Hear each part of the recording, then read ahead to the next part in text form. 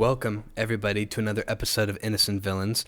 This is number 10. This is number 10, and this is the last Innocent Villains that you won't have a device on your hand weighing you down. Yeah, that is true. Ain't that something? Ain't that something? Sorry if you didn't want to talk about that. No, it's okay. So here we are.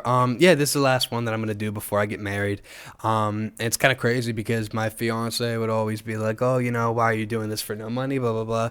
Made it a goal to be monetized before I got married. Got monetized like 3 weeks ago. And Congratulations. So now, thank you very much. Thank you very much. And so now I have a purpose, and she sees the money, and she respects me, so that's good. Anyway, what do you want to talk about first here? We have a big slate. We have a very big slate. We might as well just kick it off with the first story that happened today.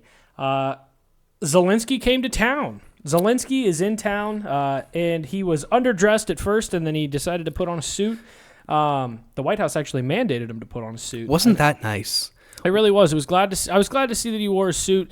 No tie though. Still trying to stick it to the man. Yeah. But I mean, it's for whatever it's worth. Yeah, for whatever it's worth.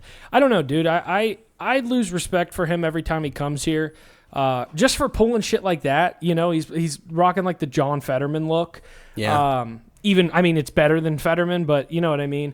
And then there's a bunch of people in the Twitter comments that are saying, you really care about how he's dressed when his country's at war? I'm like, who cares? Yeah. Like, Bibi Netanyahu's at war. I mean, he's succeeding apparently, so because he's wearing a fucking three-piece suit everywhere he goes. Well, he's also committing genocide. Well, like I said, he's succeeding in what he's trying to do. Yeah. Yeah. But yeah, like I said, Zelensky was in town. Yeah, let's play this one clip. This is the first clip, and he's talking about how they're not going to give up land. He still doesn't think they're going to give up any land. Yeah, it's against their constitution, he says. Take a listen.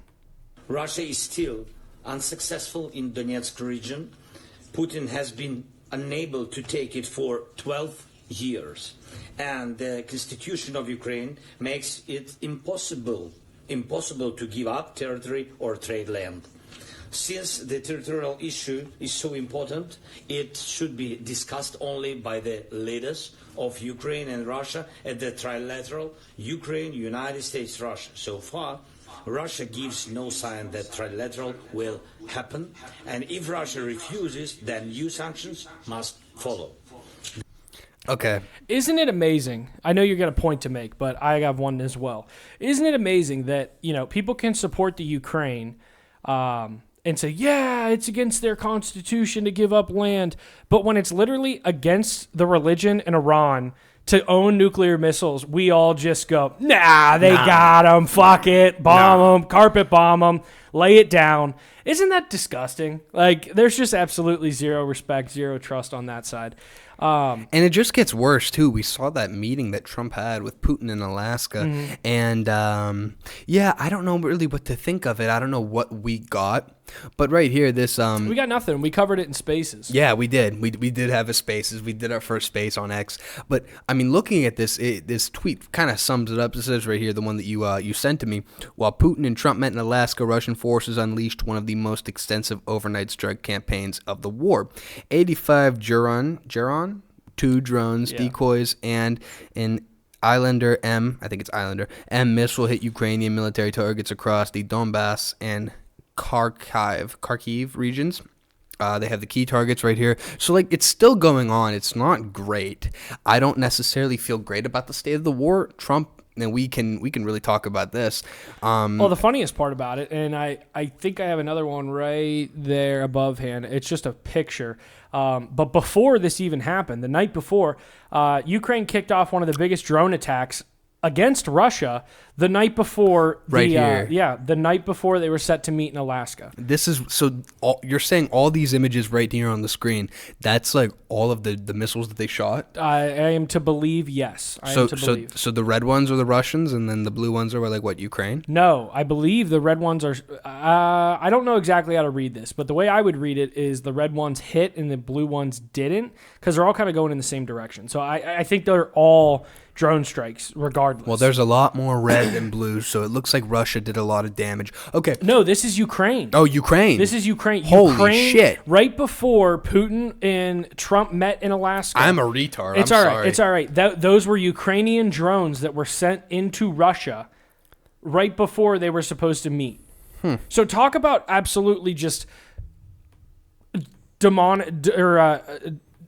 what's the word I'm looking for? Absolutely, just throwing the idea of the ceasefire out the window. You know, you're gonna send all these drones over there, and again, none of that. I tried very hard to find if that was 100% factual. Yeah. You can scroll X, and a bunch of people are talking about it. They did mention it on Patrick Bet David. But that's crazy, though. Do you think that Zelensky then was trying to sabotage the peace talks between Trump and Putin? I think Zelensky's been. I think they've. I don't know the exact number, but there's quite a few ceasefires that they continue to breach, regardless. You know, so then when you add this on top of things, it makes you scratch your head. If that is true, if those really were drone strikes into Russia, it really makes you think like, is this something they're trying to sabotage? And again, I didn't find it on any mainstream media, so is that the narrative that they're trying to push? I don't know. And trying to keep that under wraps because Ukraine's coming here and. It's just very interesting. Zelensky's well liked around certain people around here. I don't know how, but it's just very interesting. So, okay. So the Trump and the Putin thing happens, and Trump's trying to stop the war. We'll talk about how we feel about Trump in a second. But a familiar face has stopped by and graced everybody in America with her presence on a podcast. One of the liberals on Fox News, one of the ladies on Gutfeld, she had Hillary Clinton on, and listen to what Hillary Clinton said about Donald Trump if he's able to stop this war. I actually was encouraged by the events of the last several months. By the way, look at that skin suit. She looks good. I don't know, shy. Take that wig off, and you probably see stitches up her head that's all pulled it all back. She looks good. I think this isn't her. But anyway, we'll talk about that later. First of all, the NATO commitment by individual member states to increase their defense spending is very welcome. It's something that prior administrations have certainly sought, and I think it's great that we are seeing these commitments that now have to be followed through on. The willingness of European countries to support Ukraine, and by doing so, buy American weapons in order to provide them to the Ukrainians. I think all of that is a very good signal that there is beginning to be a better understanding, both by the president and the people around him, as well as by the leaders of our European allies, that there can be common ground amongst us.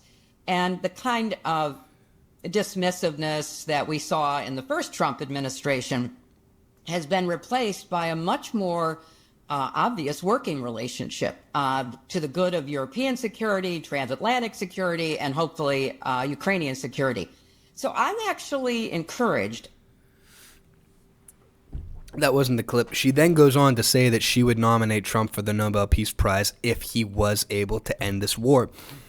And maybe if he was able to end it on day one like he promised. Right, and you see, I mean, Hillary and that CNN lady or a Fox News liberal are pro-Trump in that sense. Like, it sounds like they're talking up the administration. And it's so funny, Shad, because I remember when we were watching Trump in this whole rollout for the election. He went on all these podcasts and he talked about how, hey, I'm going to end this war in 24 hours of being president-elect. Dumbass. He shouldn't have oversold it like that, because now we're over 6 months into the administration, right? It's technically the 6th month. So, yeah, it's not going great. It's not going great at all. It's still happening, and like you promised this. It pisses me off. I don't understand what he didn't have to say that. He didn't have to be so overly confident. Like, I trusted him, and the reason I voted for him, the reason we voted for him, I thought, was to not get into World War III and not have to fight in this conflict that we didn't believe in. Mm-hmm. But I mean, it looks like we're good for now. But Iran's not looking great. Ukraine, Russia still isn't solved, and we still have Taiwan and China. So who knows? The no new wars president. I know. Already bombed Iran. Yeah. And now we're continuing on, I don't even know what day of this war. 4 years. 4 years? 5 years? Too long. Something 4, like I think. 4. I believe 4. God, it really depresses you. It's the great duping. You know, I called it that earlier. We don't have any clips, I don't think, pulled up. But it almost seemed like Zelensky was treated with a little bit more class this time. Yeah. When he showed up, I did notice that. But I just wish when he was running for president, like you said. I mean, there was a confidence where, oh, he's going to end it, day one. Right. We all went along with it. Correct. And I wish he would have just been honest and said, hey, I have a very good relationship with Vladimir Putin, which he did. But I wish he would have just kept it at that and not promised to end this war on day one, especially on the Republican side of things, when you're trying to continue to be a talking head for this Republican, this whole Republican presidency. You're continuing to try to, put Trump on a pedestal, say trust the process, and it's just one more thing that adds fuel to the fire to say, maybe he shouldn't have said that. Maybe it wasn't a good idea to run on that, because now you have how many people throwing that back in your face and saying, I thought this was going to be resolved day one. And we're doing the same thing. We're both, every time we have the opportunity to, we're saying, I thought this was supposed to be resolved on day one, because we are no longer Trump dick riders. We're not on the Trump train like it's 2024 anymore. But to be fair, we thought he was going to get us out of World War III. Correct. We thought he was going to be able to actually do all of the things that he said. I personally didn't vote for the Epstein files. It's not something I thought. I did vote for RFK and the whole vaccine. I don't even know what you would even call it, but just as a skeptic myself, I wanted to see these things be removed, and they're not largely removed yet. And I was expecting all of these things to come out and RFK to actually do some real studies. And you always hear, oh yeah, we're gonna do this, we're gonna do this, we're gonna do this. Same with Cash Patel, Dan Bongino, Pam Bondi. We're gonna give you the Epstein files. We're just going to just trust us. And it's like nothing's happening. And this was the one thing that I did vote for him on. I did vote for us to be able to stay out of World War III, and I thought he was going to be the guy to do that. I thought he was going to end this war, like he said. But like every politician, turned out that he turned just like them. So Nick Fuentes actually had a video, not to continue to talk about this, but we'll pull up your video in a second. But Nick was talking about this, and Nick kind of recapped exactly how we're feeling here after Trump and Putin had this peace summit in Alaska. So take a listen, I guess. Wow, okay. All that for that?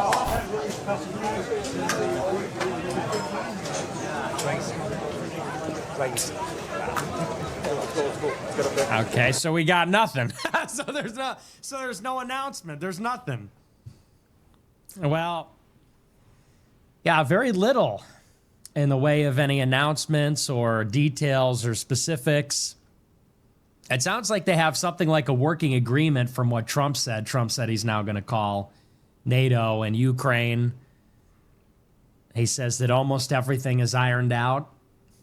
Except a ceasefire. Yeah, except a ceasefire. Except an actual, almost everything is ironed out except for an actual end of the fucking war. Yeah, it's and crazy. I made this point, and you can continue listening to that. Oh, that was all I wanted to play. Yeah, but I made this point too on the spaces that nobody listened to. Shout out, but now that we have our Twitters on here, maybe we'll actually catch some followers. But anyways, I pointed this out that it really just seemed like they had this summit to stroke Trump's ego.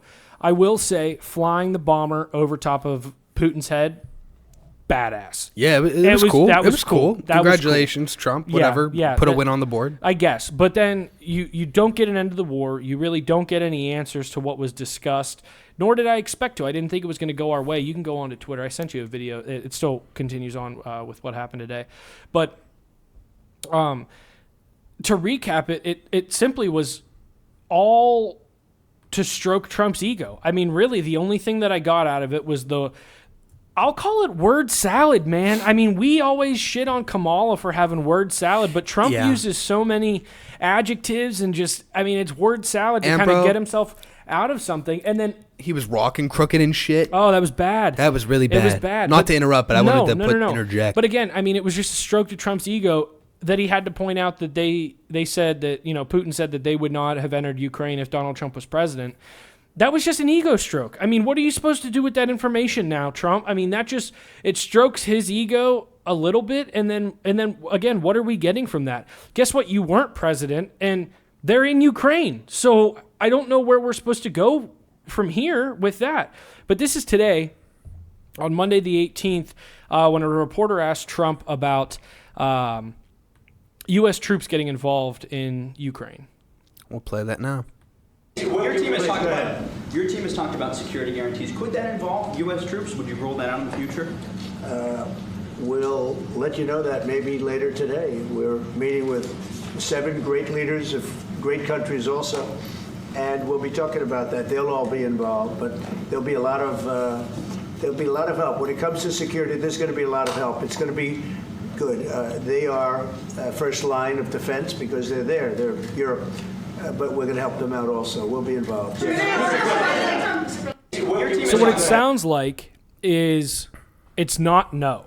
Yeah. And that's, I guess, what I didn't like in the first place. This would be a new war for the U.S. Of course, we're funding things and whatever else is going on, but at the end of the day, it's not. It would be a new war. It would be a new war for the U.S. to get involved in, and I think that's very sticky. It's a sticky situation for us to be in, especially for him to not shut it down and to say there's going to be a lot of help, which to me sounds like NATO is going to get involved and we're going to see a lot more countries, I guess, helping out Ukraine.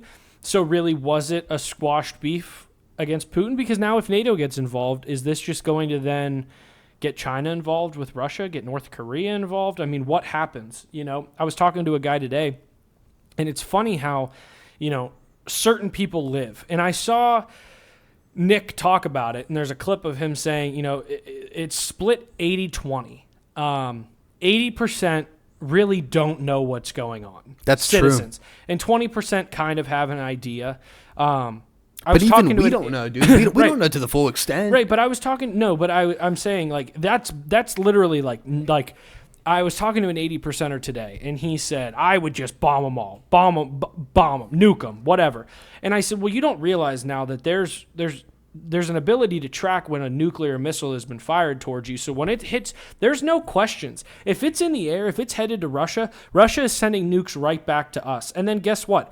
After that happens, a nuke touches down in Russia, a nuke touches down in America, and then who else gets involved? Because now it's just nuclear weapons. I mean, it's full-blown nuclear war, which will end planet Earth. Mutually assured destruction. Right. People forget, we're going to nuke Russia. Who else is involved?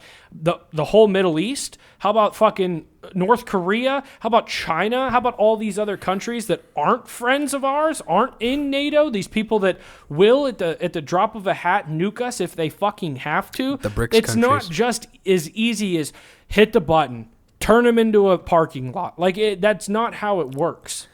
Yeah, bro. I don't know.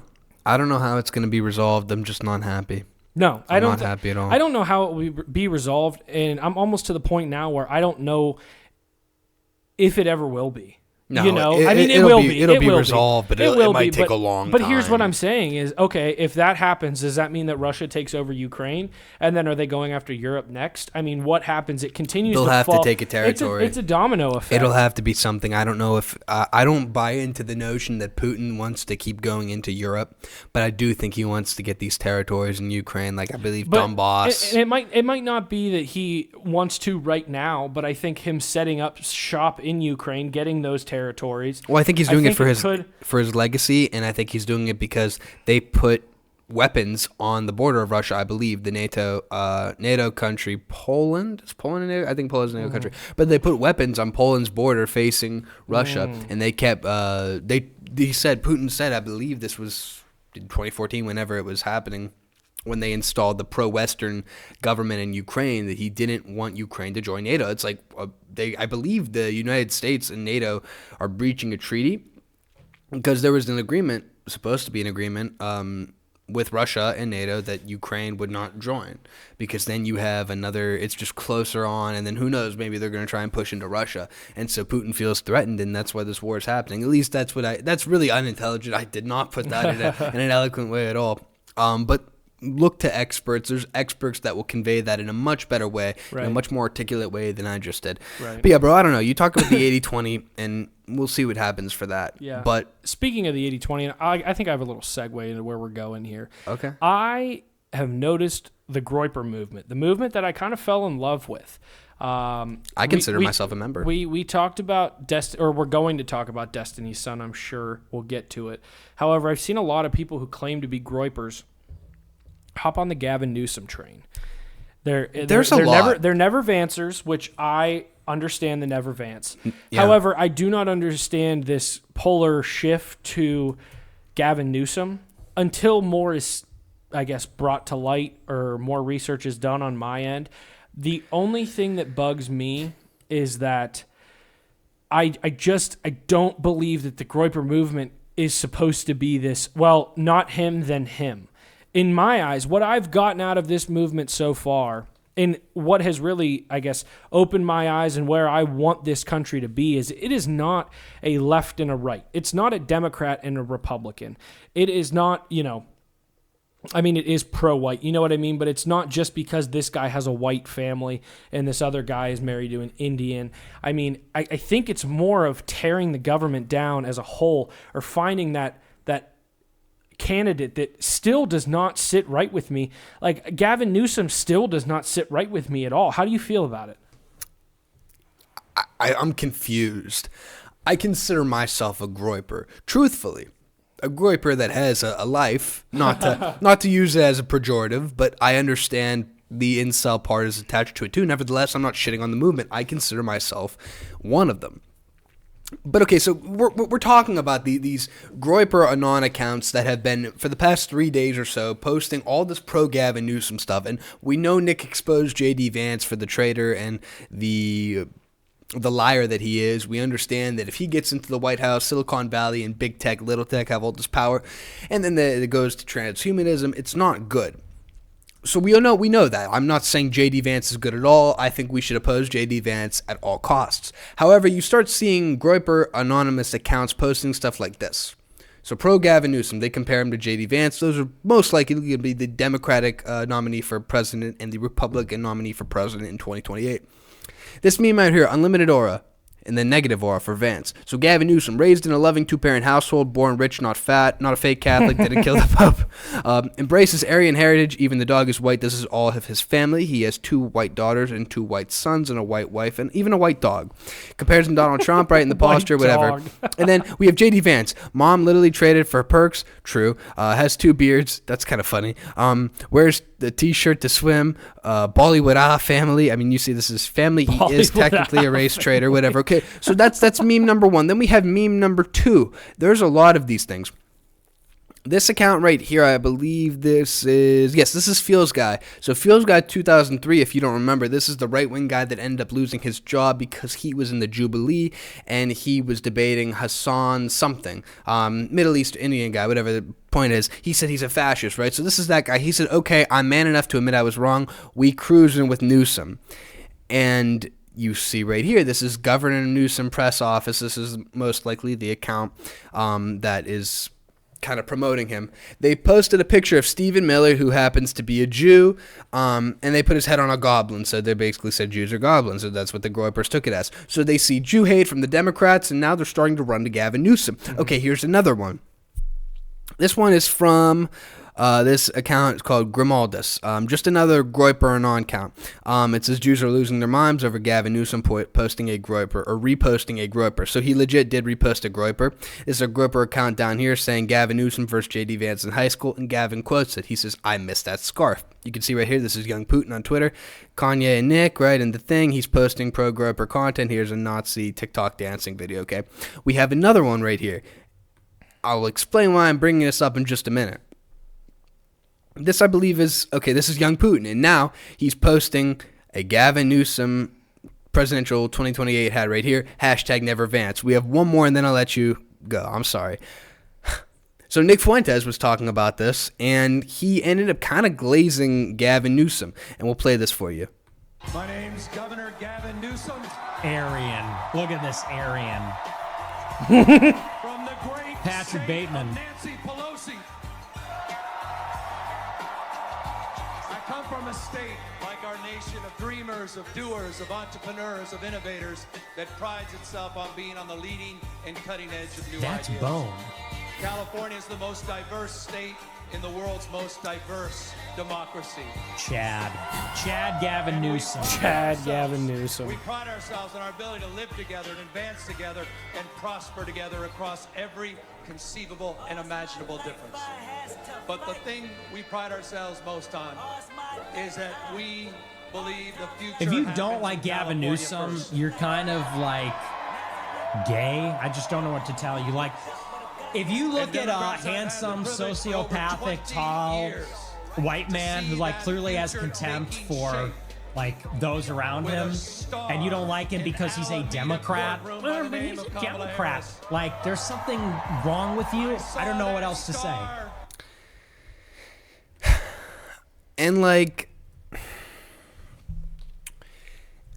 I don't know if it's trolling, because JD is, yes, bad, and all of the stuff he represents is bad. His wife is an anchor baby. We want to get rid of anchor babies. I get that. Not a fan of the H-1B policy, not a fan of that whole movement, and he's very pro that.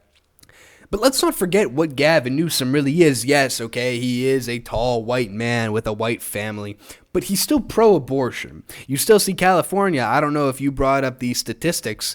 I didn't, but I did bring up a great point that who's he funded by, Luke? That's a good question. I don't know who he's funded by. Shai, would you like to tell me? Yep. Alex and George Soros. Oh, who are Jews.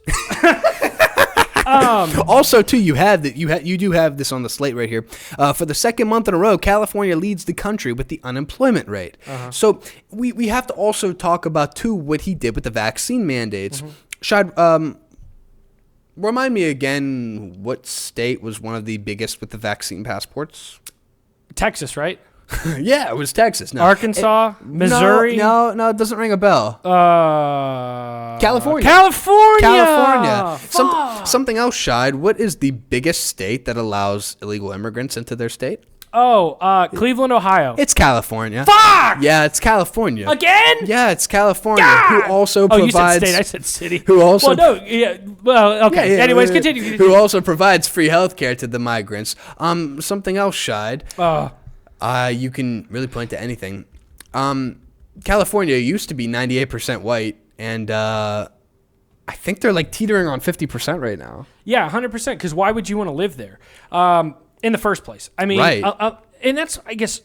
Something else, Shide. Shide. We talk about... I'm so sorry. This just came to my point. I got a quiz. Okay, go ahead. No, I'm going to answer the question. It's a quiz. Okay. We talk about J.D. Vance and how Silicon Valley is like right behind him, right? And how he's funded by Peter Thiel. He's funded by all the PayPal mafia. Yeah. All these people, right? Yeah. Elon Musk is behind him. Transhumanism. Shide, who has been the governor of California for the past 10 years? Gavin Newsom. Fuck! No, Hold on, Shide. Before he was the governor of California, who was the mayor of San Francisco, where Silicon Valley started? Gavin Newsom. Yes, and who presided over the creation and the growth of Silicon Valley to what it is today? Gavin Newsom. That's right, Gavin Newsom. So Gavin Newsom also has connections to Silicon Valley, the Groypers. Listen, some of them are... admittedly, some of them are young. Some of them are like 16, 15. Some of these accounts are ran by literal teenagers, so they don't understand. They haven't lived through the past 10 years. I've been paying attention to I'm 24. I've been paying attention to politics since I was like 10 years old.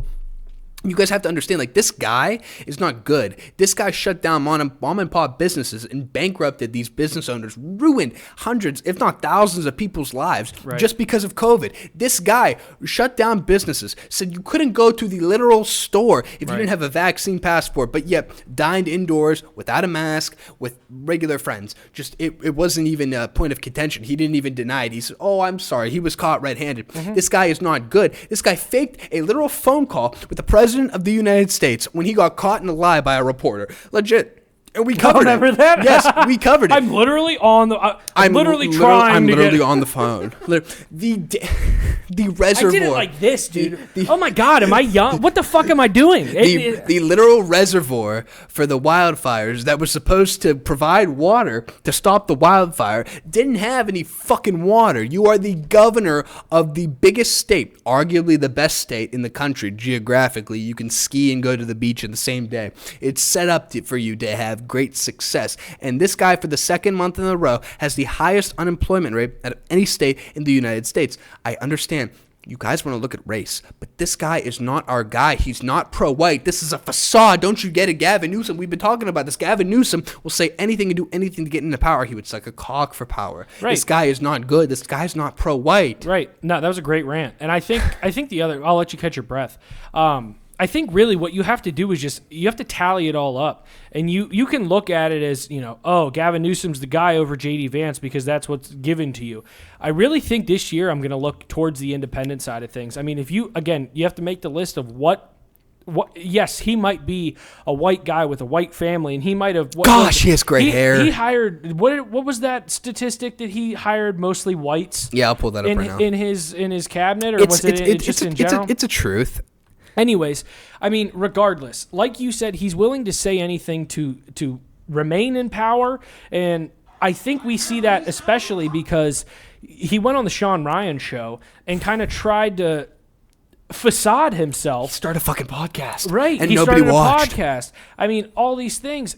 You go down the list. He was pro-vaccine. He was pro-mass migration. Pro-mass migration, that's right. He was pro the BLM, all the BLM stuff. I mean, the list goes on and on and on. I mean, like you said, he is one to facade his way into the limelight, into power, into continuing to stay relevant. He's a snake. Correct. Like you said, I mean, he was very pro Kamala Harris, pro Joe Biden. Yeah, I mean, after you saw the disaster of all that, the disaster of the mass migration, he was probably pro giving them money and giving them housing and all that. I mean, it's stupid, bro. Here's that report that you referenced. This is right here. Newsom appointed mostly white people last year. White people made up the majority of appointments made last year by California Governor Gavin Newsom, renewing interest in a bill that would require the governor's office to release demographic data of appointees. Okay, but like the Groyper movement is seriously, I don't know if it's like a troll or not, but like this is an edit, for example, that one of the Groypers made. I think maybe, and pause this before you start, I think it may be just advancing the shutting down of J.D. Vance. So I'm for that. Correct. Because we're still 3 years out, Yeah, it's a long time. 3 years out. But like, that's the guy on the Republican side. He's right there waiting in the wings. No, he could be. However, if he does not have a good, I guess, if he doesn't do good in the primaries, if he doesn't have a good campaign because things were shut down 3 years prior and all this stuff was brought out and we're glazing, Newsom for 3 years, and it almost forces the Republicans to run someone else. I mean, who? Correct, because that's what I look at. I look at Vivek. We have nobody. You don't. I mean, we've talked about it, I think in person or maybe over text, but I mean, I'm very pro Thomas Massie simply because of his lack of foreign relation. He doesn't take any foreign aid. We all are, dude. We all are. Correct. But I just don't. I don't think that Newsom, someone who is like I said, funded by George Soros, someone who has basically propped up Silicon Valley, someone who I guarantee you has ties to Palantir. I mean, there's no way that it's just J.D. Vance. Has to. I'm actually going to look that up. Go ahead and play this edit. Yeah, here's a Groyper edit of Gavin Newsom. On the south side, coding with the list, shout out my best. I got it, sending me bees, make a little. He's got aura. No doubt. He's got aura. No doubt. Listen, he has great hair. He's a good, not to sound like a homosexual, but he's a good-looking guy. He has a beautiful family. It's white. It reminds you of how things used to be. I understand that. From Politico, this was, I don't exactly know the year. Newsom, it will get intriguing if Thiel runs for governor. He referred to him as let me see here. We'll read the article for you. Basically, he said, after all, he describes Thiel as an old friend and someone who contributed $56,000 to my campaign. I've known him for years, Newsom said. This is all regarding Peter Thiel, who we talked about. Actually, confirmed gay man, Peter Thiel. Greasy, oily gay man, Peter Thiel, who might be the Antichrist. Correct. This is very much true. Who didn't exactly deny that he wants human civilization to just end. Was Peter Thiel the one who said that he has a God complex? I believe so. I believe so too in his book. Don't quote me. No, I'm going to check. God complex. He's just a weird guy. He's a Silicon Valley tech billionaire, the head of Palantir. He's just wants to see everything about everybody, wants all this data on Americans. It's just not good. J.D. Vance was his mentor. They're just not good. The guy's not good. It's just coming up with his book. Fuck, I'll look it up on Twitter. But anyways, Newsom chooses to emphasize the common ground he shared with Thiel rather than their sharp differences. So, I mean, this is definitely someone that he has a relationship with, you know. It might be which, a troll. I mean, I just called it. Do you think the whole Groyper thing is a troll? It might be a troll. I'd like to say that it's a troll, but also I just don't think, and I mean, I watch Nick every night. Nick at Night. That's the new Nick at Night, dude. Yeah, it is. When you were growing up, you're watching Nickelodeon. Now you're watching fucking a neo-Nazi on Rumble. Get in a fight with my wife, go out to the living room and watch Nick Fuentes. Oh, isn't it Sleeping great? on the couch. Yeah, Isn't you can't beat it it. Great? Can't beat it. I want to look up that Peter Thiel thing still. So Yeah, continue go to ahead. riff. I mean, yeah, I just don't understand. Like, Gavin Newsom presided over Silicon Valley becoming literally what it is and how powerful it is. He didn't exactly put any regulations on Silicon Valley. I feel like it's all a charade. It's just the Democrats and the Republicans serving the same master, quite literally. I don't think that there's going to be an anti-Israel pivot from him. I think it's just going to be a big charade. I think it's going to be placating and pandering. Now, they're going to end up pandering to young white males, young Groypers. That's how it's going to be. It's kind of sad to see we're being pandered to. I would like policies to benefit us, not just Groypers, but just young Gen Z men in general. Our unemployment rate is 7%. It's not good. We're not getting jobs after we graduate from college that everybody forced us to go to. I would like to see policies that actually benefit us. And that's the other part of things that really scares me is we voted for Trump. We were duped. And then the first thing I really think, and it was before we even found Fuentes or really paid attention to the Groyper movement or anything, the H-1Bs. I mean, right out of the gate when he was it December? Yeah, back in December, I believe. Yeah, when he just came out of nowhere and basically stated that he was pro H-1B. Terrible. We were going to have these mass migrations that never happened. Or happened. Correct. We see all around the Republican Party that they're pro H-1B. Like I said, immigration, deportation numbers are in the toilet. Now you're coming out and saying that, you can keep the hospitality workers and the farmers for the cheap labor aspect of things.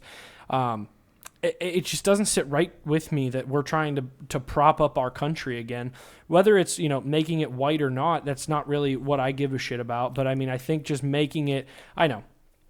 But I think just making it comfortable to live in America regardless, for Americans.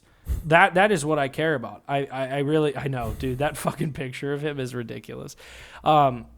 That's where I stand as someone who, I guess, it's not the pro-white side of things, it's the pro-American. So I really don't care what you look like. I don't care what you look like as long as you're a hard worker and you do your job and you were born here. You are an American citizen. And I'm not discussing anchor babies. That's just where I'm at. That's where I'm at with it. But that's also where I'm at. I mean, I'm not the fool. I mean, I'll sit here and I guess give my 2 cents on the Groyper movement. I mean, I am in. I don't agree with the NFL hate. I can't get behind it. And I love football. We'll talk about that in a second. I'm very torn on the abortion topic, but that's not even coming, from the Groyper side of things. That also is the Charlie Kirk, the far right, or just the right Catholic mindset of things. I'm just not there. I just don't think that you can convince me that if I was to have a daughter that she was raped, that she should have a rapist baby. But that's an argument for another day. I don't think that's a majority opinion. No, it's not a majority opinion, but it's opinion that you hear from the far right. I mean, it's the opinion that you hear. I mean, I don't necessarily know if Matt Walsh has ever said that. I know he's covered a lot of abortion topics just to kind of, debunk them. Yeah. But I know I've heard Charlie Kirk say it. I know I've heard Michael Knowles say it. I know. But also, too, that is less than 1%. It's very rare. Correct, but that is still a movement. That's still a movement. So, but I'm not full fucking glazing Gavin Newsom when he's inside the DNC and right outside they're literally performing abortions. Like, here's the that is the other problem. That is true. Here's the thing that I did just see. and I think it is a troll. I'm not going to put this on, but I'll read this. It's from another Groiper account. It says, since most of you won't get it, Nick Fuentes is going to do this up until including the midterm season next year to make the RNC lose their minds over polling until they give him what he wants. Troll for the ages. It's probably true. It probably is a troll. We probably just fell for it. Well, and that's what we just called, though. I mean, we did say it could be a troll. But, I mean, listen, if it is... Genius strategy. Hey, happy birthday, Nick Fuentes, by the way. Happy birthday to the Groiper King. We love you. We love you. Thank you for red pilling us. Thank you for, well, you didn't red pill me, actually. I found you after I got red pilled. But thank you for just continuing. I send you to friends. I send you to family. It doesn't work. God, do you get hate for sending them to friends and family? Oh, I know. Family members look down on me. But friends they just haven't don't listen. talked to me. I know they don't. And that's the thing. Friends, realistically, I haven't lost a single friend because of this that I know of. I post you on my story. I've outed myself many times. I'm probably on a CIA, FBI hit list. It don't matter, but I'm all in. So thank you for everything. You're very intelligent, not to glaze. Glaze, it's his birthday. The most intelligent political commentator, the best political show on the internet, just Correct. Anywhere in general. I'm just so... I love it. I love everything you say. Not a single thing I disagree with. You are an inspiration. I love everything. In fact, I've told my fiance that I will be marrying in like 5 days. I said I'd vote to take away your rights in a second. She goes, me too, you can have them. I said, God bless it. Isn't that great though? I Like know. we both have women that I've literally made mine sit through a Rumble show. You make her sound like a pet. I mean, well, she wants her rights taken away. I mean, that's the best part about it is you have a little I don't want to say, because the word that I'm going to use isn't really the best. You're going to say the N-word? No, not yet. We're not on Rumble yet. No. But like I wanted to use the word submissive, but I don't know if that's the word to use. But like open-minded in sitting there and saying, and I'm speaking for her. She doesn't know a whole bunch about politics or which way or the other. And you could sit here and say, oh, the Jews run the media, and she'll laugh about it. But then when you really bring the statistics and say, hey, the Jews run the media, she goes, oh, you make a good point. Yeah. Rather than just being one of the, or take your rights away. I mean, mine just wants Quaaludes and fucking a vacuum. Like if I try not to speak for mine, but yeah, go on, continue. No, I mean that was pretty much it. I mean, she knows where she stands. Isn't it crazy though how all women have a factory setting that they could just revert to? Oh, and shut down immediately. Yes. You could be right here. You could be going, and then factory reset. I mean, like that. Factory reset, the hard factory reset of the traditional gender role. It's fascinating, and it's something that should be talked about more and more. Okay, like we had she had her bridal shower. Okay, we got a ton of gifts. One of the things we got was a KitchenAid. So guess who's baking cookies all the time now? All of a sudden, her, bro. Fuck. In an apron? Yes. I bought her 2 aprons. I said, put the apron on, nothing else. She smacked me, but it doesn't matter. Oh, that's We'll boring. get there one day. We'll get there one day. But the point is, it's like they have a factory reset. If you give them the means, if you actually provide, make an attempt to provide, it's going to come out well for you. Do you think what percentage of women do you think that would be? All of them, bro. No, even the radical feminists. Yes. Listen, she never used to them. clean. Not to talk about her. She's not going to see this. She won't watch. Hopefully, fingers crossed. She never used to clean her room. Now that we have a condo, bro, she's cleaning the fucking thing all the time. She's yelling at me. Why didn't you clean the toilet? Why are there streaks? I said, I don't freaking look at the toilet. I think that is something to be said. Not to cut you off, but no, go ahead. There is something to be said on how women live when they live with their parents or when they live by themselves. Yeah. But then when they move in with their respected, factory reset. Yeah, with their partner, with a man. I mean, it really is a factory reset. Also, too, this is. Wait till she becomes a mother, dude. Oh, then it's dude, a whole nother story. I know. We'll see how far. Then it's a whole nother story. I'm gonna try to keep the goalie there. I don't know how far or how long I'll be able to do that though. I could be in the cuck chair in the corner. Oh, Lord have mercy. Cheering you on. Speaking of women, though, this is the 105th anniversary of the 19th Amendment. How many women do you think know what that is? None of them, because they don't deserve it. They don't deserve it. It's just so crazy. Why? Why do we allow these people to vote? Newsflash, if you don't know what the 19th Amendment is, for all of the dumbass women, I don't care. You can just fight me on it. I don't care. Let me be the target. not fighting I'll you. stand Your in front, name's on the I will show. We're stand- trying to get no, monetized. We are monetized. Not this show. I will stand in front of your big ass and take all the arrows. Listen, women, you don't need to vote. You don't know what's going on. You vote for the lady in blue or the man in blue or maybe even Trump. Maybe you voted for Trump because you thought he would protect you from the migrants that might rape you. It's false. He's keeping them here. He wants cheap labor. You don't understand the economic factors. You don't deserve the right. You should have the man vote. And let that be that. I don't care if you get educated. I don't care if you have a job that's just a bullshit Excel job. It's like Jewish daycare and they pay you 6 figures.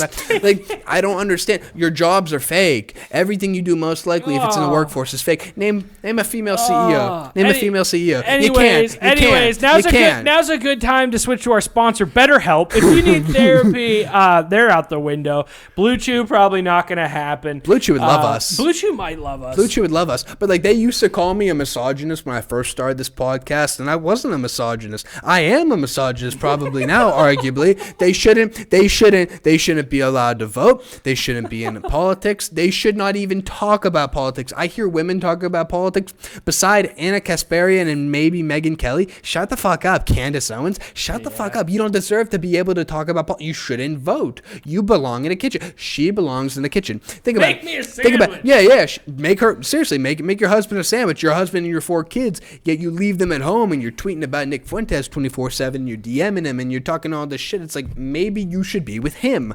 Go back to your family. Oh my God. Speaking of the Candace and Nick, dude, when he said, I'm on fire. wait till we have, I know, and I just slowed you down. Wait till we have hate sex and we both get naked and we're both transgender, dude.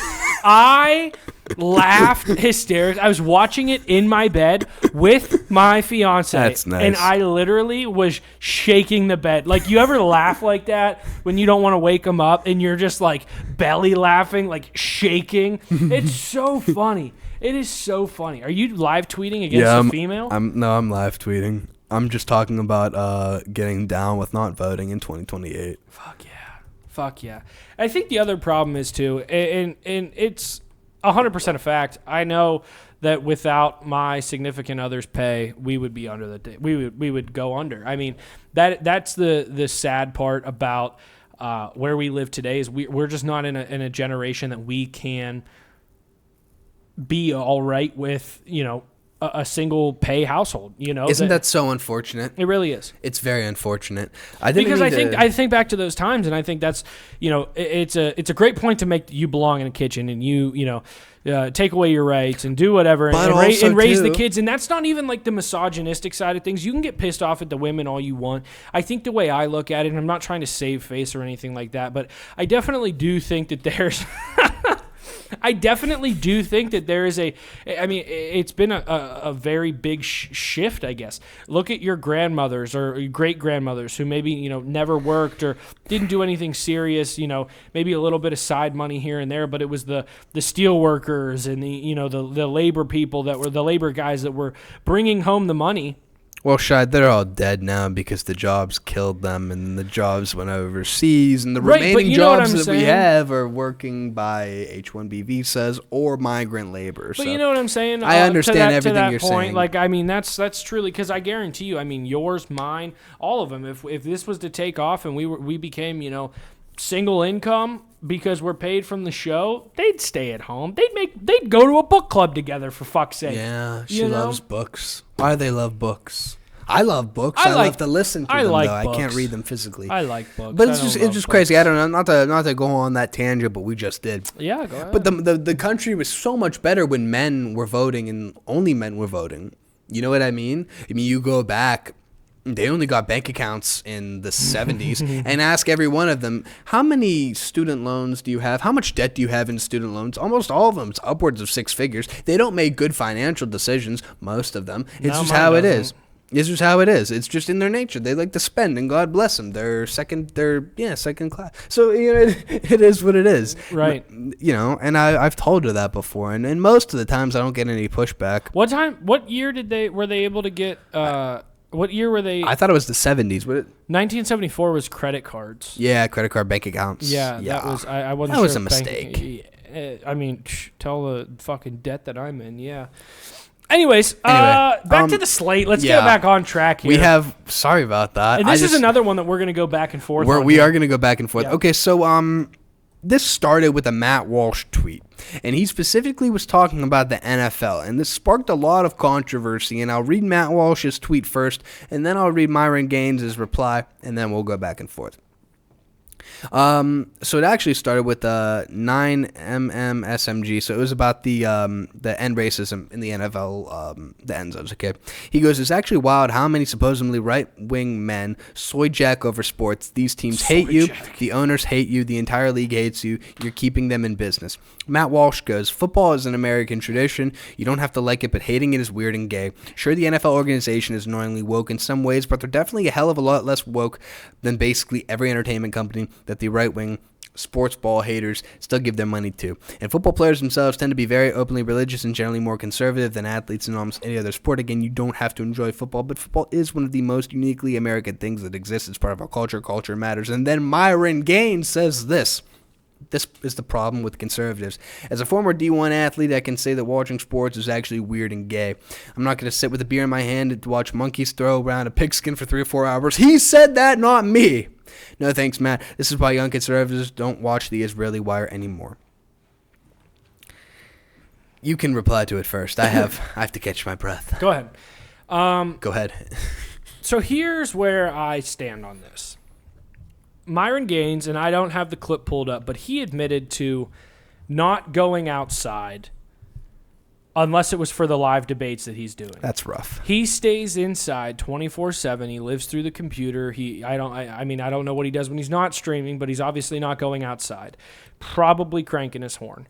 And I like him. Correct. And so I think there's an argument to be made where I understand my side of it, where I'm critiquing the NFL as, what would these people, without being a jock in high school and without, making millions of dollars currently, where would they be currently or in society now?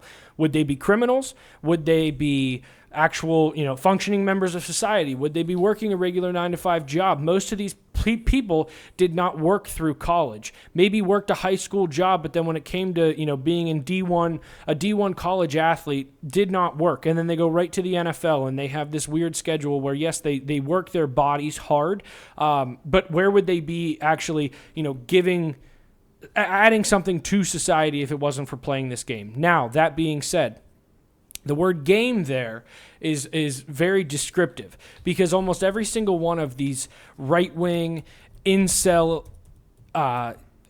talking heads like Myron Gaines, even like Nick Fuentes, they're all gamers. They all enjoy video games. So my question to you is, where do you stand when these highly controversial right-wing talking heads are telling you the NFL is weird and gay, but look at me, I don't go outside, I don't live a regular life, I stream online, I live through the internet, I play video games, and that's that. Because then there's the other side of things where I think everything just gets very hazy, because Nick Fuentes went on Brad Martin's podcast. Brad Martin is a fucking step away from being an NFL player, being an athlete, playing these games. He was a bodybuilder. Now he's a gym bro. And there's a respect that Nick has for gym bros, possibly because he's gay, but I didn't say that, Nick. It's just a very funny thing to say. Love you, bro. Happy birthday. But it's just very funny that you're going to sit here and say, oh, it's weird and gay to watch football on a Sunday for 3 or 4 hours with a beer. I mean, I understand, and I don't like the Daily Wire, but I understand Matt Walsh's point to this, where it's culture. There's something there to be said about culture, about the vibes. I mean, I'm a vibes guy. So if you're going to hang with a gym bro, what's the difference between hanging with the gym bro and drinking a couple beers and watching football and unwinding on a Sunday? These people aren't going out. They're shit talking on women, which again, we just did, but we have relationships with women. They don't go outside. They don't touch grass. I think that's the problem. You need to touch grass. You need to find something that you enjoy. That is where I'm at. I'm full Groyper movement. I love it. But the incelness, I just can't get behind. The not going out, the video gaming. I would much rather rather sit there for the same people that saying they're not going to sit there with a beer in their hand watching people throw footballs for 3 to 4 hours, the same ones that'll spend 6 to 12 hours playing the new Call of Duty when it comes out, requesting time off of their job for the new Call of Duty to drop, to play these games, to play video games. What's the difference between you playing a video game and me watching people play a game? Again, I can make the argument that why are they making millions of dollars? You know, they're not really contributing anything to actual society other than the millions of people that love watching the game. But I think that's my argument here, where it's the same people that are telling you that it's weird and gay are also doing very weird and gay shit, like not going outside. Okay. So, yeah, I will also bring up, and I'm not a huge fan of Myron. I don't watch Fresh and Fit. I don't really watch him when he streams. But he is a former D1 athlete. He does say that. And he's also former CIA. He was, yeah, I think it's DHS. But nevertheless, either way, he was a special agent. Very, very big resume. I know he's 35 years old. And I swear to God, Luke, if you put up a front here, I will expose you. You need to say what I know about you this year. No. You need to say it. I don't think that's what I don't know what you're 5. I don't know what you're saying. What are you in? 5. Yeah, I know it. I know that we announced that, I thought. For what? Marriage? No. What are you saying? No. 5 leagues. Oh, okay. Well, yeah, I was going to talk about. Sorry, all right, so here's my response to that. I will be watching the NFL this year, but not because I want to. Let me explain. I'm in 5 fantasy football leagues this year. Why? Because I'm good at it. Last year I won $1,200 in a fantasy football league. I happen to be good at it, okay? That's why I'm in it. If it wasn't for the fantasy football leagues, I probably wouldn't be watching. Because I, too, do believe that watching football happens to be very, very gay. Listen, folks, okay? Here's the thing with football.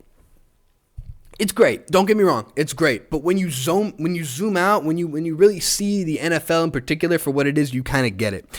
In ancient Rome, they had all of the sports in the Colosseum, and they gave out food and they gave out water. Why? It was to draw you away from everything else that was happening, from the political conversations, from the political actions that were taking place, what was happening with the emperor and things of that nature. And it's quite similar to how things happen here.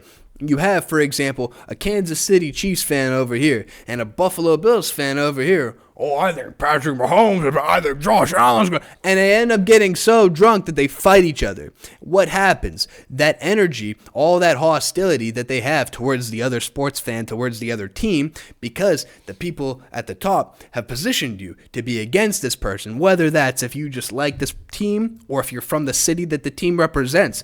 They pin you against each other. They use tribalism to the best of their ability to pin you against your fellow human, fellow countryman, fellow person that lives in your city, so that they can distract you from what's actually going on, whether that's the war in Gaza, whether that's the funding of AIPAC, whether that's legit all of the pedophiles being in Congress and Senate, literally all of our politicians being pedophiles. Do you remember when Madison Cawthorn was saying, I was invited to a party for the Republican representatives and I came and it was a giant orgy? You probably don't, because they covered it up. Why? Because nobody cared. Because all of their aggression that could be funneled into a revolution is being funneled into aggression for sports. Think about it. You go to a sports game, okay? I'm not criticizing you, but people in general, you go to a sports game, right? You go to a Browns game, let's say. We live in Ohio.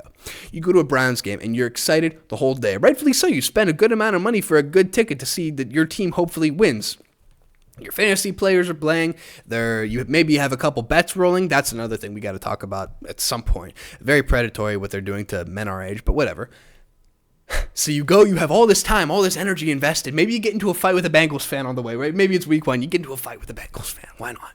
And shout out Browns Bengals week 1. Yeah, okay. Go Browns, whatever. And you don't see the crumbling city that you're walking through. Why? Because you're so focused on the game. Maybe you're hammered and you're not paying attention. You're eating the food. You're taking in the atmosphere. It's week 1. It's game time, bitch. You're going to the game.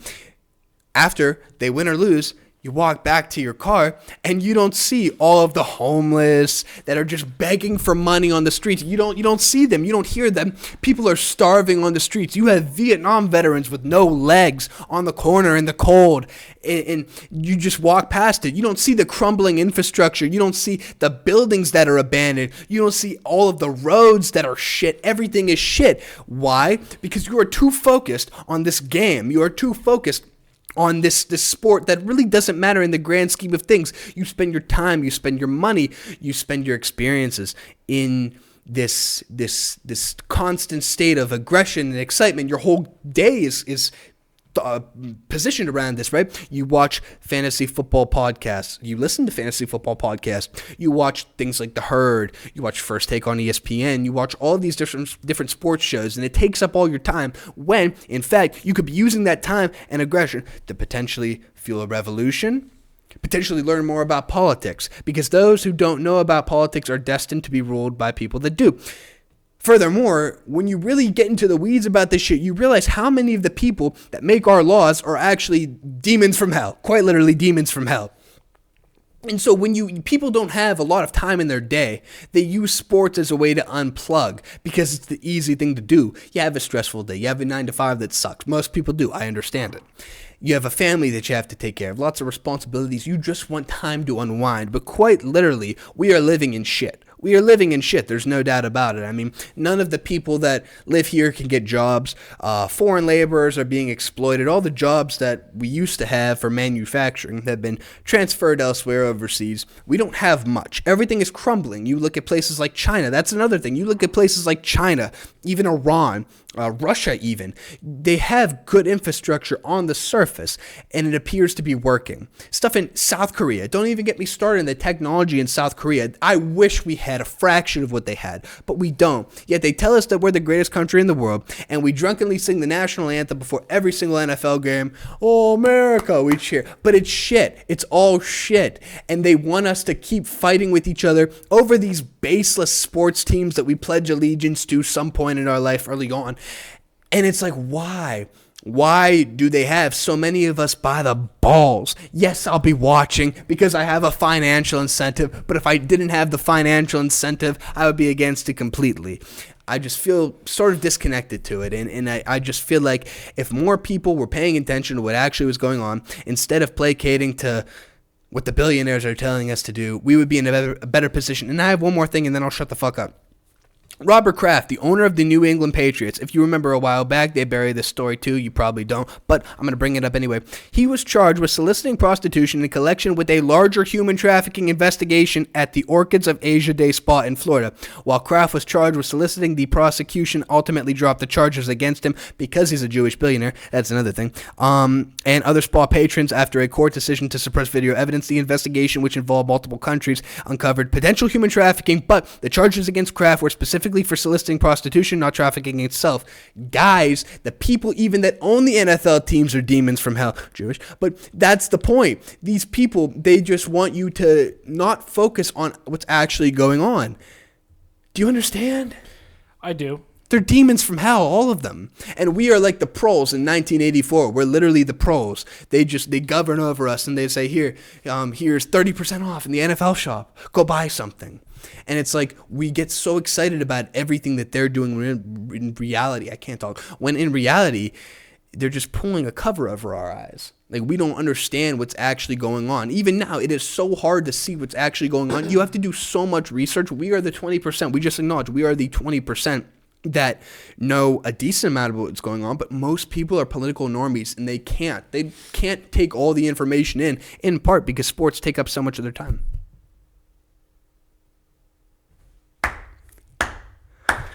And I'm not an incel, That was a hell of a rebuttal. I think I you buried me. You were very passionate about this, though, when we texted about it. I did not keep I didn't keep the same energy, but my in-laws were over at the time. You're good.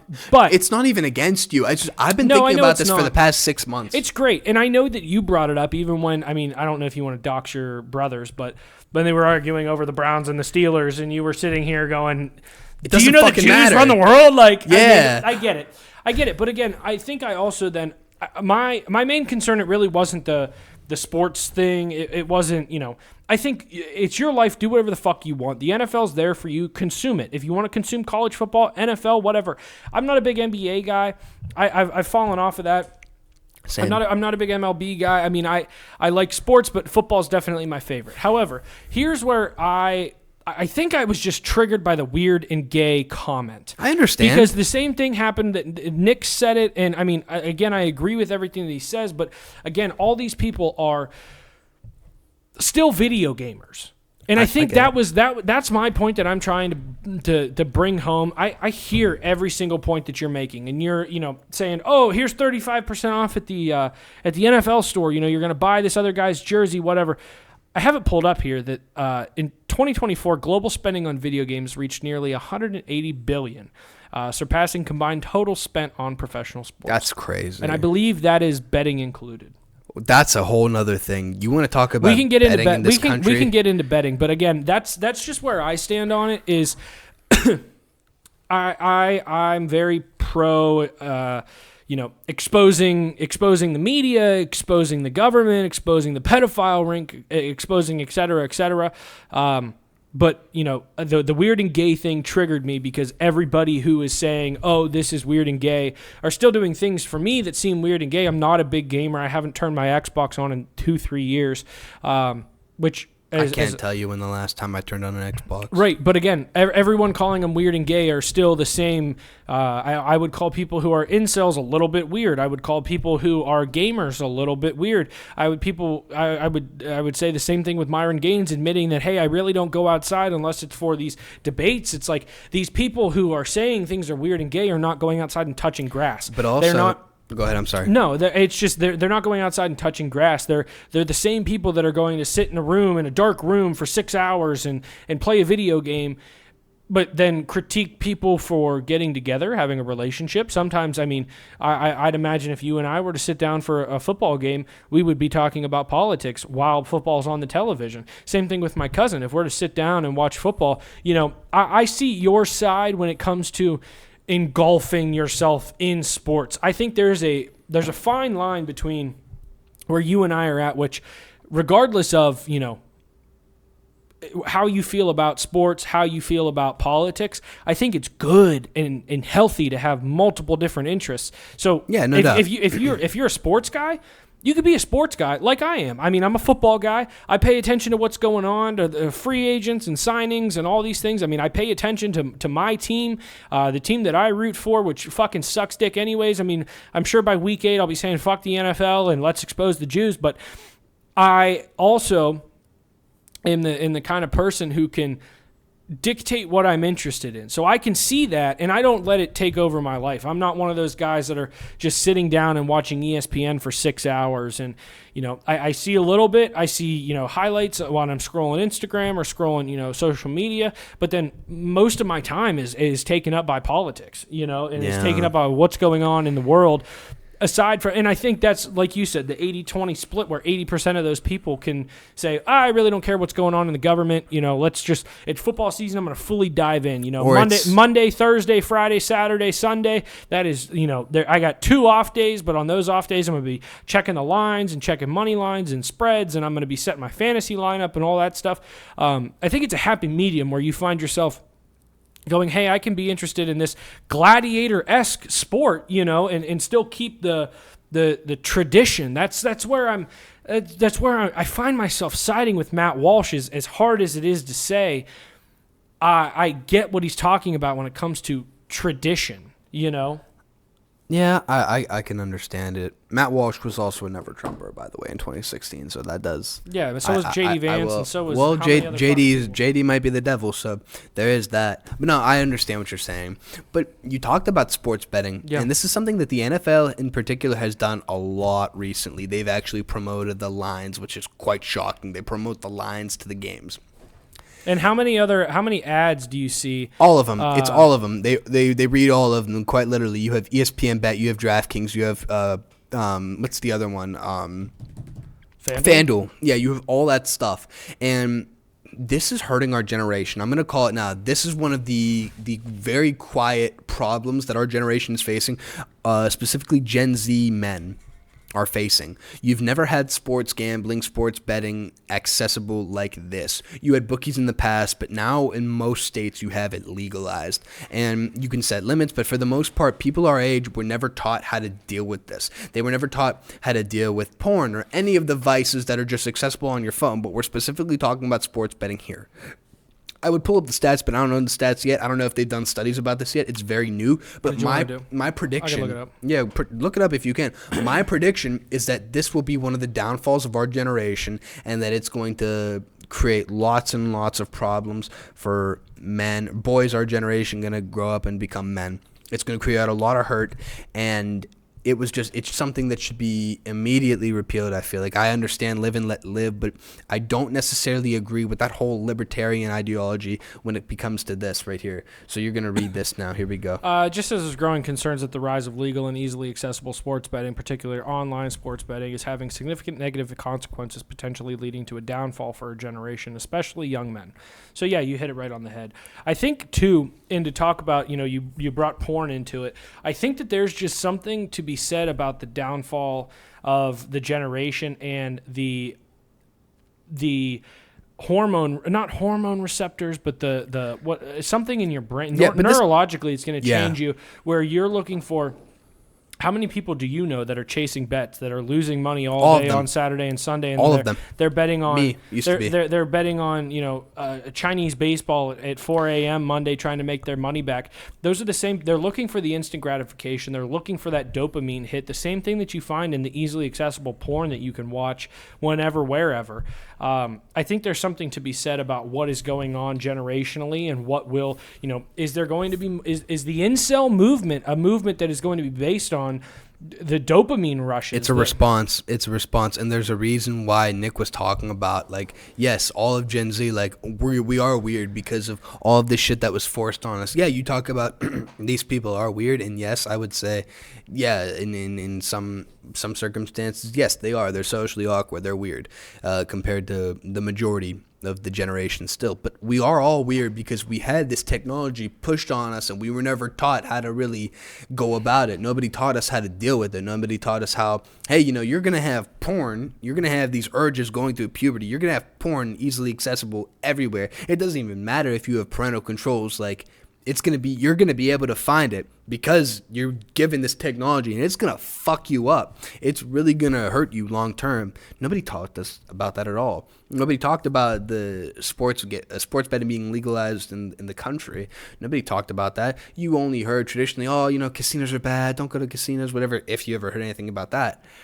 But just all of it, the social media, growing up, and traditionally, if you didn't get invited to something, you would just hear about it the day after, the Monday after, and it'd be fine. You'd feel shitty for a couple of minutes, and then you just walk away, you're done. But now, on a Friday night or on a Saturday night, if a kid in junior high, kid in high school, they don't get invited to a party per se, and they're at home or they're somewhere and they're not invited. They see it on Instagram, they're scrolling through, they feel like shit. And then God bless you. And then all of the other people they thought were their friends continue to post pictures from this party that once again they weren't invited to.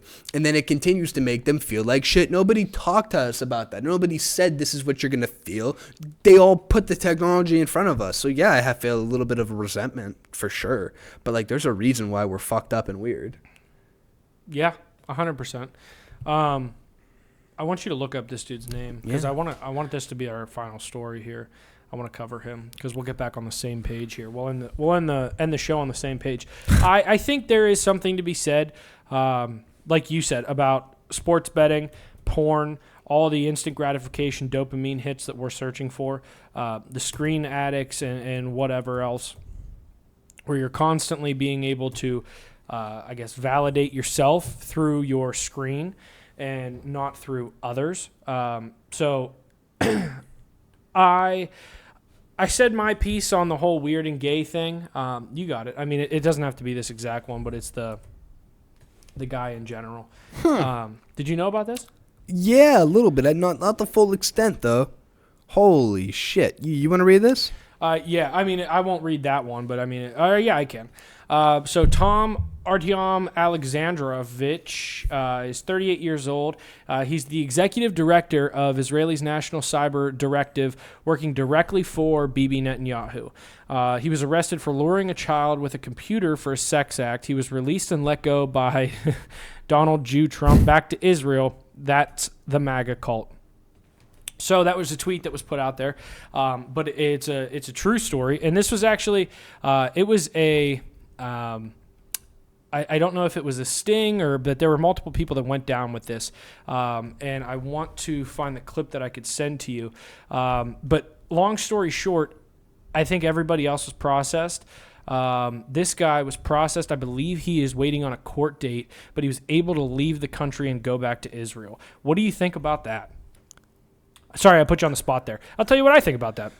Go ahead. So, sorry, let me type this in real quick. I just think, and this is not the first time that we've talked about this, but yes, Israel does have like this extradition treaty with the United States, if you can call it that, that Jewish pedophiles can flee to Israel and not face any consequences in this country. I believe last time I checked, the number was 67. It's happened 67 times. That could be this year. It could be all time. I'm not sure.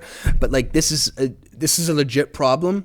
And I'm trying to find this video as well. But this is a legit problem. Well, it's from PBD. They were talking about it. Who's the Adam? Yes, okay, you sent it to me. I'll find it for you right now. But, like, it's so crazy because you have Grok, and I'm not going to pull this up, but you have Grok that's fact-checking all of this. But It is so crazy how this is, like, a normally accepted thing in Israel, and nobody gets to talk about it, and we're not allowed to talk about it. So here's Adam Sosnick from Patrick Bet-David, and he's kind of defending this policy by Israel, so we'll play it for you. Sorry, he's not really defending it. I kind of burned you here. I apologize. Go ahead. I'll do the lead for the clip. Go ahead. So, long story short, this is Vinny and Adam Sosnick going back and forth. Long story short, Vinny, you've seen over time, I guess, and not even over time, I mean, just in general, and it's a very good statement to have of being, anti-pedophile. He's very big into the Epstein files, always, trying to tear down the corrupt. Adam Sosnick, who is Jewish, who has defended Israel throughout this whole panel on Patrick Bet-David. Time after time, he's defended Israel in certain topics. This one being one where he's kind of trying to sway the narrative, and I saw Vinny catch him, which is why I want to talk about this, is because Adam was basically not trying to defend, but trying to say, hey, here's what's going on, and really all the headlines are saying, oh, it's this top Israeli, director or whatever he is, and then Vinny comes back and just kind of shuts that down because it really has nothing to do with the fact that he's from Israel. It's the fact that everybody else who got busted in this sting is in jail, but this one got extradited back to Israel. The other ones are Americans, so they're here. You post the bond, you have a court date. Just like I'm pretty sure this Tom guy has a court date, but he's back in Israel, okay? You shouldn't be able to leave this country with a serious felony charge like that, period, unless somebody was like, hey, listen, this guy works for our government. He works under, Bibi Netanyahu. We got to get him. We got to get him back. Why'd they let him go? That's you tell me, Adam. That's my only question. So I do have feelings on this now because it's. I hear what you're saying, and I know how passionate you are about pedophilia. If this guy allegedly did what he did, throw this scumbag in jail. I know. But here's also the problem that I have. It's Israeli cyber director headline. Here we go. Oh, by the way, there were 7 other scumbags that were arrested again. One was a little bit of pastor. 7 other guys. We don't need to talk about them. Let's talk about the Israeli guy. Hold on. Okay. Because I'm just saying, like, that's not it. It. No, Adam, because you know what? Those other 7 are booked, charged, and they have to go to court, and they're going to probably go to jail. Okay, so how maybe do you leave you the one become guy an international lawyer and figure out what the relationship is with Israel and Nevada. I don't know. What I'm saying is this. Multiple people were booked. Multiple people allegedly did this, and the only one we're talking about because he fled is the Israeli guy. Because he was allowed and if we want to go down the rabbit hole of who the goat of pedophilia is, look no further than the Catholic Church. So I'm not sure what game you're playing right now. Okay, but see, if you're trying to make it out, I'm happy you went there because this is the problem. This is the problem that you can't address. I addressed the problem. He's a scumbag. You said, no, but you throw him said, in jail. You said Everybody, But you fell for the and- headline. No. And Adam, you're getting emotional because you're making this. No, because Go ahead. Adam, I'm responding to a freaking headline that was all over the news on the weekend that I saw wrote on the my, headline? on my own. I saw it all Who over. wrote the headline? What do you mean who wrote the headline? Who wrote There was the a bunch headline? of different outlets. The Guardian, this one that you're Times of reading. Israel, the Jerusalem Post. Exactly. What The I'm- Jerusalem Post what I'm- is actually Adam, why is calling it a crime out why is where it should be. Why is it mainstream No, it media covering didn't. The No, no. Jerusalem Post said That's the "Oh, article he we're was- reading." He was only held. Leave it to Tom the Catholic to fact check Adam Sosnick. Let's go. So I wanted to Questioning get your it. take on this because I mean it was a long clip, so I apologize for No, don't apologize. I was apologizing to the viewers because we were sitting here with our mouths open, or at least I probably was. But no, it's a very funny take for Adam to have, and we've again seen him kind of back Israel quite a bit throughout everything going on with Iran. I don't know if he's actually been outspoken about the whole Israel-Gaza thing. I don't know where he stands. I haven't really, paid attention to him too often. But it's just very funny that he has time and time again been able to throw the Catholic Church back into things. And again, I'm not Catholic. I'm non-denomination, but for him to come, right back at Vinny and say, "Hey, here's." Look no further than the Catholic Church when that's not what we were talking about in the first place. He was getting emotional. He was throwing his feelings into there. He's tired of Israel being critiqued. However, I'm with Vinny. How do you allow this person to leave the country, flood the country? He came here, he committed a crime, and because of some sort of law, treaty, whatever it is between America and Israel, he's able to go back. How is that possible? Especially when it involves a minor. Why are we constantly, time and time again, finding a way to protect pedophiles? Someone who works directly for Bibi Netanyahu, how do we know that the strings aren't being pulled? How do we know that, this guy's even going to come back and actually face charges? He's in another fucking country. I know, and when you learn, there's many other in another country that is very that prominent for fucking pedophilia. They happen to have dual citizenship, and they happen to be pedophiles, and they do happen to be Jewish, and they're allowed to just go and stay. That's a thing. Epstein was allowed to do this as well. He ended up coming back, but he could have just hid there, and nothing could have happened. It is very, very angering. I just don't understand. I don't know how you could defend that point and divert about the Catholic Church was a very easy target. I'm trying to find something here, but we'll see when Grog comes through with what I asked it. But yeah, what a way to just deflect, and Tom fact checks him. Right. It is just, oh my gosh. The thing, there's no statistics on what I wanted to find, just on the Catholics, because once again, they're easy targets, but it's just... It's very, very sad. I've never been molested. I've never been around a priest that I thought was, weird like that. Obviously, these things happen. It's a great stain on our religion. I'm not defending it at all. I will say that, like I've said in the past, there are people that suck that get into professions and positions of authority, just like priests that are unfortunately are human, and the church is led by human beings, and we're not perfect. Unfortunately, sometimes things happen that make me want to put a fist through my wall. It's very infuriating, the thought that somebody as innocent as a child could be taken advantage by a priest, by somebody who's supposed to be a trusted authority figure. But so here's a couple numbers that I'll throw out. Yes, I've seen this. Yeah. Pope Francis said about 2% of the Catholic clergy are pedophiles. About 8,000 priests out of a global number of 414,000. This is back in 2024.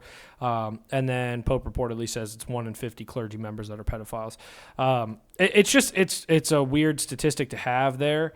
And I think the reason that you're able to, look at it in that way is because it's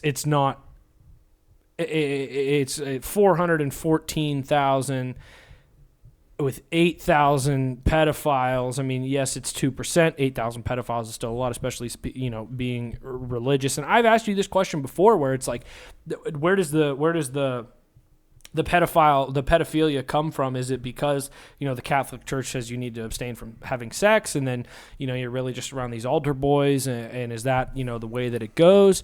I don't know the exact question to ask here. I mean, it's known that the running joke has always been, that priests are pedophiles, and I think that it also just really sucks that there's even that number out there, the 8,000 that are supposed to be, devout Catholics that are supposed to be praying and they're supposed to be, walking with God, are also then the same people who, turn out to be pedophiles. Yeah. It's like I said, it's very sad. It's very angersome. It's a great stand on our faith.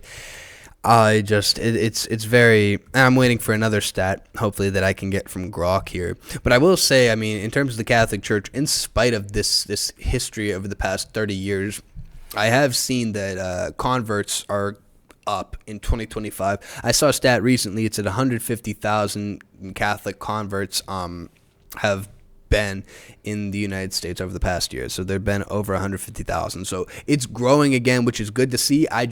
This is a great stain on our faith, and it's a real shame. What I did ask Grok is I asked, what is the rate of pedophilia for Catholic priests compared to Christian pastors that can marry? So that's Lutheran, that's Methodist, that's Evangelical, that's Baptist, that's all of them. So right here we have this stat, and I generally want to see, I don't know what the result is going to be, but here we go. So it says non-Catholic Christian pastors, and I'll actually put this on the screen for you guys because I want you guys to be able to see this as well, because I really don't know what the answer is going to be. Like I said, I did ask Grok, so here we go. It says non-Catholic Christian pastors, Protestant, Anglican, Evangelical, etc.